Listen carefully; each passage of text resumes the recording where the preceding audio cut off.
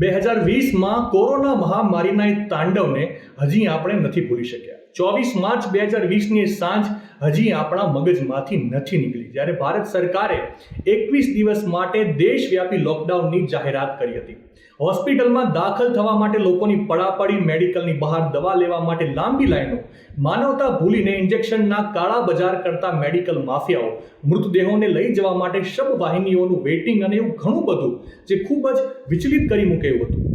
ત્યારે હવે ફરી એકવાર સમગ્ર દેશ પર કોવિડનો ખતરો મંડાઈ રહ્યો છે। કોવિડના વધતા જતા કેસ વચ્ચે આંધ્રપ્રદેશ સરકારે એક એડવાઇઝરી જાહેર કરી છે। સરકારે વૃદ્ધો અને ગર્ભવતી મહિલાઓને ઘરની અંદર રહેવાની સલાહ આપી છે।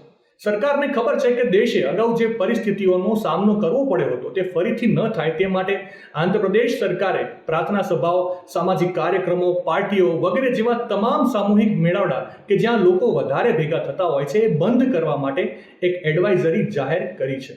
અને જે મુજબ હવે દરેક વ્યક્તિએ રેલવે સ્ટેશન, બસ સ્ટેન્ડ અને એરપોર્ટ જેવા ભીડભાડવાળા સ્થળોએ COVID-19 માર્ગદર્શિકાનું ચોક્કસપણે પાલન કરવું પડશે।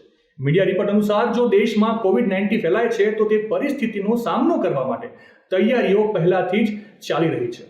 આરોગ્ય વિભાગે તમામ આરોગ્ય સુવિધા કેન્દ્રોને માસ્ક, પીપીઈ કીટ અને ટ્રિપલ લેયર માસ્કનો પૂરતો પુરવઠો જાળવવા નિર્દેશ આપ્યો છે। તાજેતરમાં ભારત સહિત ઘણા એશિયન દેશોમાં COVID-19ના કેસોમાં સતત વધારો જોવા મળી રહ્યો છે, પરંતુ અધિકારીઓનું કહેવું છે કે દેશમાં પરિસ્થિતિ નિયંત્રણમાં છે અને લોકોએ ગભરાવાની કોઈ જરૂર નથી। ટૂંકમાં તમારા સ્વાસ્થ્યનું ધ્યાન રાખજો અને અફવાઓથી દૂર રહેજો। નવા સમાચાર, નવી અપડેટ માટે સંદેશ ડિજિટલ સાથે જોડાયેલા રહો।